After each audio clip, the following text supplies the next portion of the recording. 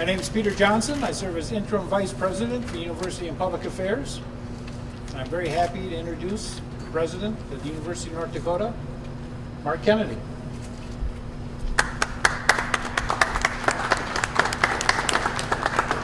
Thank you all for coming. We appreciate you being here. We're here to announce that Brian Faison has convinced me that this is the right time for him to retire. He has done a phenomenal amount for this university in the decade that he's been here. He came in as we transitioned to Division I and brought us into Division I and certainly established ourselves as a power. That included going through some challenging name issues and other issues that have put us in a path to increasing competitiveness. And he's convinced me that as we do another one of his accomplishments, fulfill that by transitioning into a new conference, that it's an ideal time for somebody else to come and help do the next transition. We gather here in the High Performance Center, and this is just one of many accomplishments that Brian Faison has achieved during his time here. He has set fundraising records during his tenure that has provided more support for athletic programs. He's attracted coaches and teams that have set championship paths and records during his tenure. He has also had a passion for the fact that our student athletes are truly scholar athletes. And the records that we've set in terms of academic achievement by our athletes makes us, all of us here in the university, very proud. And he's also had a passion for community service by our athletes. And again, a record number of hours that our athletes have devoted to community service. So the athletic department of the University of North Dakota is immeasurably better based on the decade of service, excellent service and leadership that Brian Faison has provided. I would say we're going to be having a tough task filling those shoes. And so we'll begin immediately with a national search that will focus on bringing the best athletic director we can that can match the skills and talent that Brian has devoted to the university for the last decade. Tom DiLorenzo, our vice president and provost, will be heading that committee. We'll be announcing those committee members by the end of the week. But if you think about the timing, the last 18 months have been phenomenal for the University of North Dakota's athletics department. In my time playing basketball, when I had more time to play basketball, they always told me, my coaches told me, you want, when you're shooting and practicing, end on a good one. You never walk away having missed a basket. You always walk away having shot a good shot. Think about the last 18 months. We've had a national hockey championship. We've had 4 Division I conference championships in football, men's basketball, women's basketball, volleyball. We've gone to the big dance for the first time with 1.4 million viewers seeing University of North Dakota. We've also won the President's Cup for the first time in the history of our program. And that's very special to us as a university because it not only honors the achievement in the field of competition, but the achievement in the academics as well. And that reflects that balanced approach that Brian has always taken and the passion that he's already had. Brian has been a tremendous counsel to me here as president. He's always taken his role as athletic director very seriously. His focus has always been not just on the student athletes, them first and foremost, but also on the team that he's gathered here together. So I hope that in the years and decades ahead that I'll be able to keep in close contact with Brian and Donna and that they'll take the call and I'll have other questions and counsels to provide. So we're very, very appreciative of all Brian Faison has done. He's going to be a very difficult person to replace, but we wanted to make sure that he doesn't forget us, and therefore, as one parting gift, recognizing his decade of experience, we have created a nice number 10 decade of experience jersey with Brian's name on the back. I present this to Brian as just a small token of our appreciation.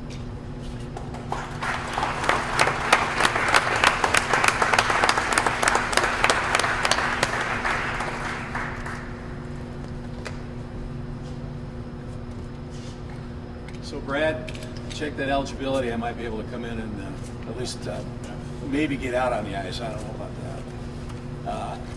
Thank you, President Kennedy, for your comments. It is a real pleasure and an honor for me to serve as Director of Athletics at the University of North Dakota. It's been an interesting time. We've gone through some interesting things. As I said with our staff and our coaches, I don't think any one year has ever been the same. And that's part of what's fun about the job and the rewards that come with that. But I want to thank particularly, and it's going to be a little bit of a list, so bear with me, but I want to thank our coaches. They've done an exceptional job in some cases with some limited resources, and to have those 4 major conference championships in 1 year is never been done before in the Big Sky, and that's pretty special. And then to win a national championship, that's incredible. Expected here to be challenging for it, but incredible to have happen. To our student athletes, what can you say? They continue to amaze me with their academic accomplishments, their athletic achievements, and their commitment to community service. They just do not, they're outstanding representatives of the university, and I hope UND fans everywhere are really proud of those young men and women who represent them with such distinction. To our administrative staff and our support staff, the real people that get the job done behind the scenes, I want to thank them for all their efforts, their tireless efforts.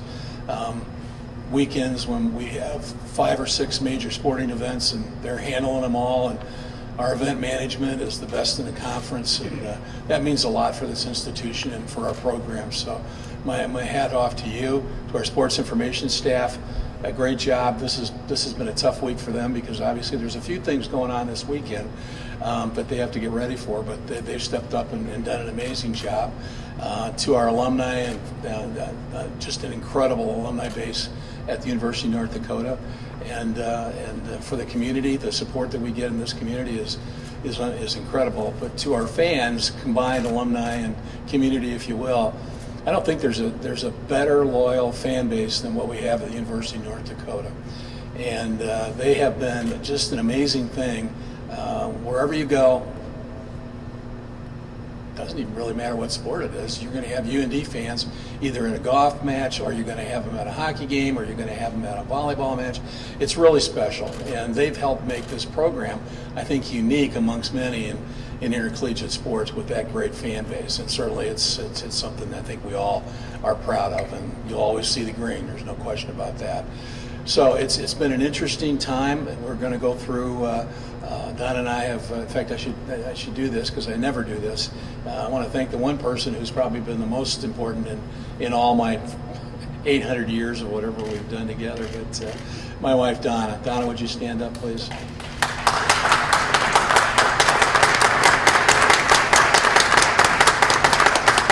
And trust me, to put up with me for 40 plus years, that takes a lot. So God bless, thanks. Appreciate it. So it's a different time for us now, and different time for the program. I've been thinking about, and we've been discussing retirement for about a year now, off and on, and kind of picked up pace. And we've had some family issues that maybe made us focus a little bit more on ourselves than we have in the past, and it's something that we needed to do. So we've been able to move forward with this situation, which in my mind, certainly from a personal standpoint, is good timing for us. But I think for the program, it's good timing for the program, because this will allow my successor to have time to have some impact for next year, and particularly with the new conferences coming up with the Summit League and the Missouri Valley in a couple of years. I think that's important, and I'll be there to provide what support I can, and again, have really appreciated the support of all the presidents that I've served, President Kennedy, President Schaefer, and President Kelly. They've been fantastic, and Sue Geno, our faculty rep, just incredible, and we've been very blessed. We are very blessed here, both facility-wise and with our staff and with our fans. I really appreciate everybody's support and good words of encouragement through some interesting times, and we've gotten through it. and I think we're better for it, and now it's the next step. So with that, I'm going to open it up for questions, and Peter, do you want to moderate, or do you want me to just? Okay. So we'll just still stand and answer any questions you might have. What are your plans for retirement? Well, I'm going to be here for another 6 months as the special advisor to athletics. And then after that, we'll see. We're probably going to be heading back to New Mexico at some point with our home, but we'll see what works out. We want to be situated so we're equidistant between our grandkids so we can be more engaged in their lives. We've got a really good soccer player coming up the steps. He's 4-year-old Harrison, and he scores 6 goals a game. Yeah, 6. So we think maybe he's got some potential down the road here. Have to make sure he gets a UND jersey. Brian has agreed to stay on as athletic director through the end of December, and then will be available as consul in a consulting basis for 6 months after that through June 30th. So it's only after that he'll be able to full-time devote his attentions to the grandchildren.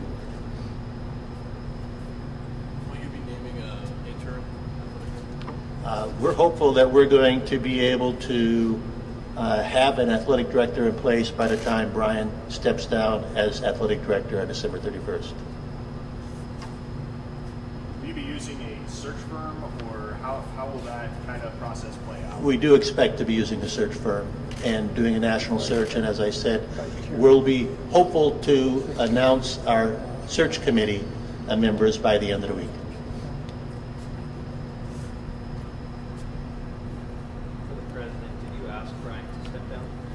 Brian convinced me that it was time to retire. I think Brian's done a phenomenal service.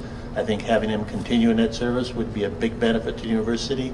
But I think as he's laid out, it's a good time for Brian. It's a good time for the university, given the transition to new conferences. When did he come to you to ask or to tell you that? Just within the last several weeks. Before or after you guys had the firm review? I'm unfamiliar with anybody reviewing anybody. You guys hired a consulting firm? So it's intriguing. I was just here at the football practice a couple of weeks ago. I also had a chance to briefly stop by the hockey. And when you go by a practice, they're running drills.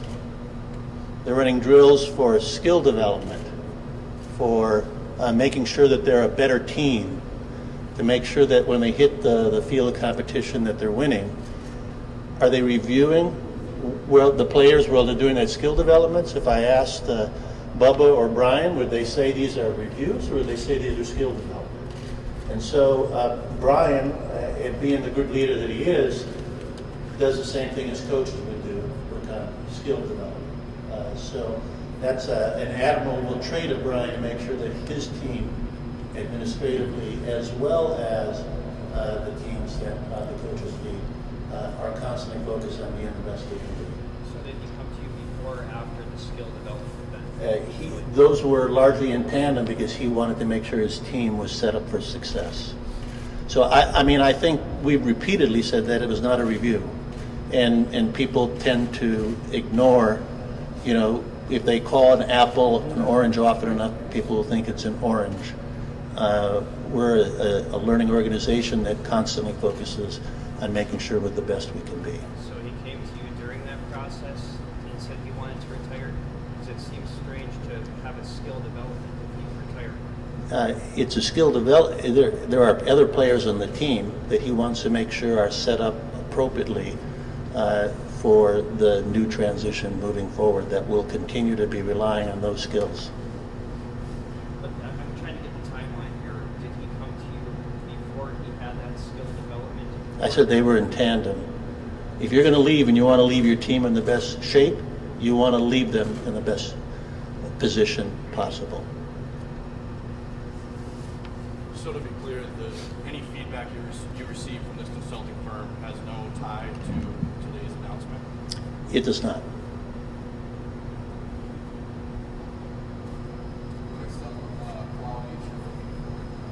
What are some qualities you're looking for in the committee, the search committee? I think the qualities we're going to look for in the committee is a cross-section of the university. Clearly, there'll be some student athletes represented there.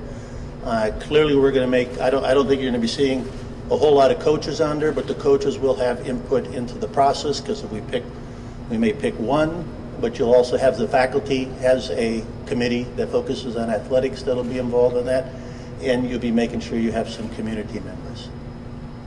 Brian, you mentioned you were thinking about this move for about a year. What was in relation to the talks of joining the Summit League? Where did all that come in? Well, we've had tremendous success thanks to everybody involved with the program, and we got to a certain point where after we made the commitments and were able to gain membership in the Summit League and the Missouri Valley Conference, and as things played out, we thought more and more. We had some situations we were concerned about with our family, not here but other places, and really started to think more and more about retirement in that context. But and felt like if we're going to make a change, at least from an institutional perspective, it's a good time.